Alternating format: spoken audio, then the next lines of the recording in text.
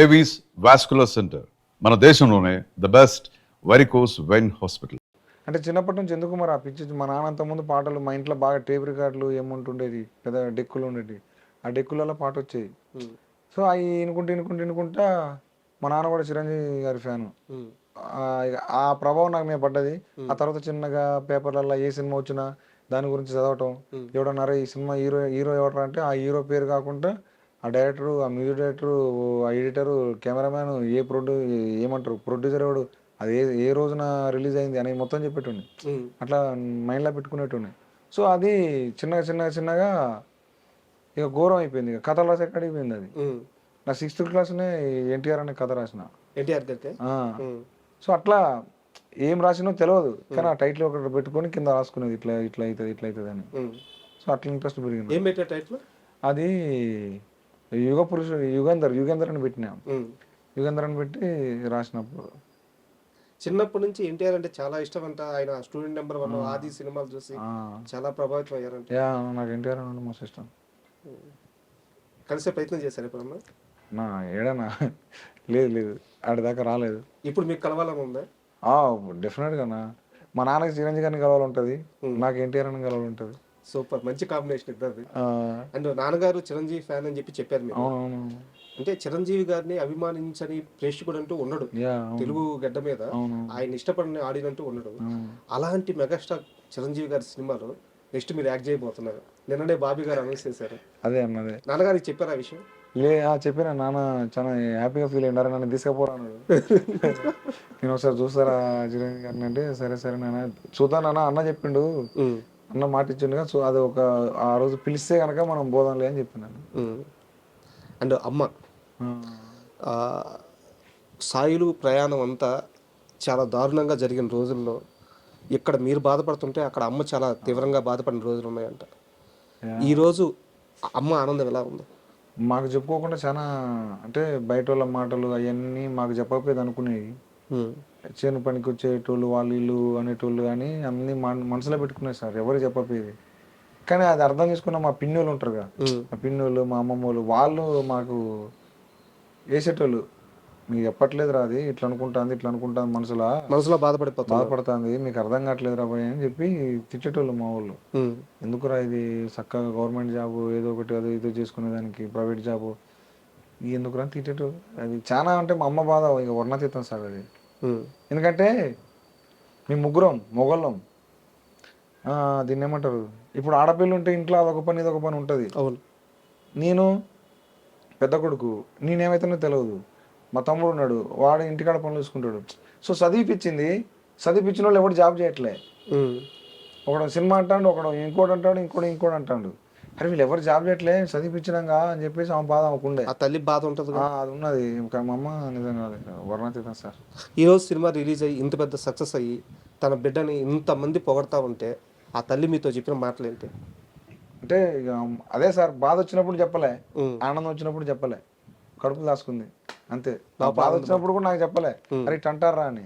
ఇలా ఆనందం అన్న కూడా లోపల బయటికి చెప్పలే, ఉంది నాకు అర్థమైపోద్ది కదా సార్.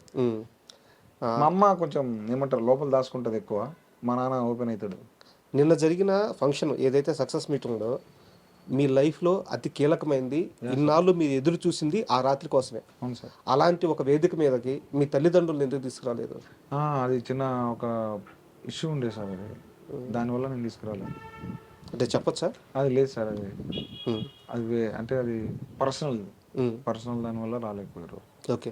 నేను మాకు వరంగల్లో ఒకటి ఉంటుంది మ్యూజిక్, అంటే పాటలకు మ్యూజిక్ ఏదో పెడదా ఉంటారు మా వాళ్ళు, అక్కడ తీసుకొస్తా, వరంగల్ తీసుకొస్తా. అది అప్పుడు సార్ట్ అవుట్ అవుతుంది, అప్పుడు వస్తారు మా వాళ్ళు. అంటే రాజు వెడ్స్ రాంబాయ్ ఈ కథ విషయానికి వస్తే ఎప్పుడు ఈ సీడ్ మీ బ్రెయిన్లో పడింది? 2016 సార్. 2016 నుంచి రాసుకుంటున్నా సార్.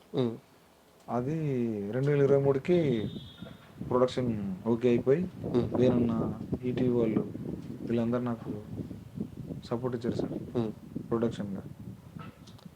మీరు ఎలా అయితే డైరెక్టర్ అవ్వాలనుకున్నారో వేణుగుడుగుల గారు కూడా అలాగే చాలా కష్టాలు పడి డైరెక్టర్ అయ్యి తన సెన్సిబిలిటీస్తో ఈరోజు చాలా పెద్ద డైరెక్టర్ అయ్యారు. అలాంటి ఒక డైరెక్టర్ దగ్గరికి వచ్చి మీ దగ్గర ఉన్న ఆ పాయింట్ చెప్తున్నప్పుడు భయం అయిపోలేదా? అంటే ఏమన్నా తీసేసుకుంటారో ఏమన్నా వాడుకుంటారో ఇలాంటి భయాలు కానీ ఇప్పుడు ఏమనిపించలేదా? లేదు లేదు అనిపించలేదు. అంటే ఎందుకో నాకు అన్నం చూస్తే నా ఊళ్ళో లెక్క అనిపించింది. అరే మనకు అన్నకు షేర్ చేసుకోవచ్చు అనిపించింది. టక్కున ఫోన్ చేసినా ఎమ్మటే పాయింట్ చెప్పిన అంతే. అన్నకు నచ్చింది. అన్న కూడా అది నచ్చింది రారా అన్నాడు ఎమ్మటే. తెలిసిపోతుంది సార్ మనుషుల్ని బట్టి. ఆయన ఆ విలువలో ఉన్న మనిషి. తెలిసి సినిమాలను బట్టి. అంతకుముందు విరాటపురం కానీ విరాటపురం రిలీజ్ అయినాక నీకు జరిగింది. మన నిధినాథ్ ఒకే కథ సార్. అట్లాంటి మనిషి మరి ఇట్లాంటి పనులు ఎట్లా చేస్తారు? చేయరు కదా సార్. మీ అదృష్టం ఏందో తెలుసా, ఇండస్ట్రీలో ఎలాంటి మనిషిని పట్టుకోవాలో అలాంటి మనిషినే పట్టుకున్నారు. కాబట్టి ఈరోజు మీ సీడ్ ఏదైతే ఆ రాజు బెస్ రాంబాయ్ అనే మీ ఆలోచన ఈరోజు మహావృక్షం అయిపోయింది. మీరు ఏ మాత్రం కాస్త రాంగ్ పర్సన్ వేరే పర్సన్ పట్టుకొని ఉన్నా ఈరోజు ఏమైపోయేదో తెలియదు. అదే షెడ్యూల్ పెట్టండి సార్. షెడ్యూల్ పెట్టండి. షెడ్యూల్ పెట్టండి. అండ్ మూవీలో చాలా సన్నివేశాలు చూస్తే ఊర్లో మన చుట్టూ జరిగినట్టు అనిపిస్తాయి అనమాట. ముఖ్యంగా అంటే సరదాగా తీసిన సీనే ఆ ఫోన్లో అన్ని ఫోల్డర్లు దాటి ఆ వీడియోలో ఫోల్డర్ వెళ్ళి దాచిపెట్టడం. మీ ఊర్లో నిజంగా జరిగింది ఇది? ఇప్పుడు మీకు జరుగుతుంది కదా సార్. అందరి దగ్గర జరుగుతుంది. అందరికి తలగాలని చెప్పి అది పెట్టుకున్నా. ఎందుకంటే అది ఒక నాస్టాలజీ ఫీలింగ్. దాన్ని మర్చిపోయాను. ఆ కార్బన్ సెల్లులు అవన్నీ. సో ఇయే కదా మనకి బ్యూటీ. ఒకసారి ఇవన్నీ గుర్తు చేద్దాం అని చెప్పేసి రాసుకున్నారు సార్. అది వేణుగుడుగుల గారి విషయానికి వస్తే నిన్న సక్సెస్ మీట్లో సార్ మాట్లాడుతూ ఊరి నుంచి బయలుదేరేటప్పుడు ఫోన్ చేశాడు. హైదరాబాద్కి వచ్చినాక ఫోన్ చేశాడు. అనా రావచ్చా, రా సాయిలో అని చెప్పాను. ఆఫీస్ ముందుకు వచ్చి ఫోన్ చేశాడు, రా సాయిలో అని చెప్పాను. రిసెప్షన్ దగ్గరికి వచ్చి ఫోన్ చేస్తున్నాడు అని చెప్పి సార్ చెప్తూ మీ గురించి చెప్తూ ఏడ్చేశారు సారు. మీరు వెనక్కి వెళ్ళి ఏడ్చేస్తూ ఉన్నారు. అసలు ఎందుకు అన్నిసార్లు అడిగారు? అంతకుముందు ఎన్ని రిజెక్షన్స్ ఫేస్ చేశారు? గేట్ బయట కూడా ఎదురు చూసుకుంటూ ఒక కార్ వస్తే ఆ కార్లో ఒక మనిషి వస్తే మనకు కావాల్సిన మనిషి వస్తారని చెప్పి ఎదురు చూస్తున్న రోజులు ఉన్నాయి సార్. అంటే ఒక లిఫ్ట్ ఎక్కి ఆ నెంబర్, ఆ లిఫ్ట్లో నెంబర్, ఆ ఫ్లోర్ నెంబర్ కొట్టి దాని పోవటం కూడా చాలా పెద్ద టాస్క్ సార్ అది.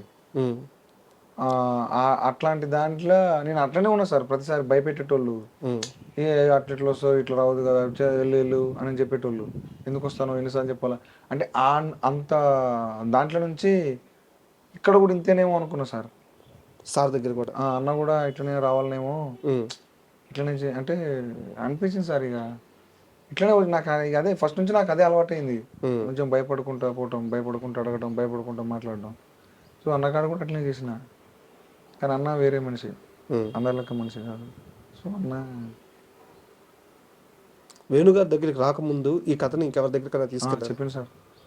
పేర్లు చెప్పొచ్చా? అవి వదిలేదు సార్. పేర్లు వదిలేదు సార్. సో ప్రొడక్షన్ హౌస్ చుట్టూ తిరిగారు? తిరిగాను సార్.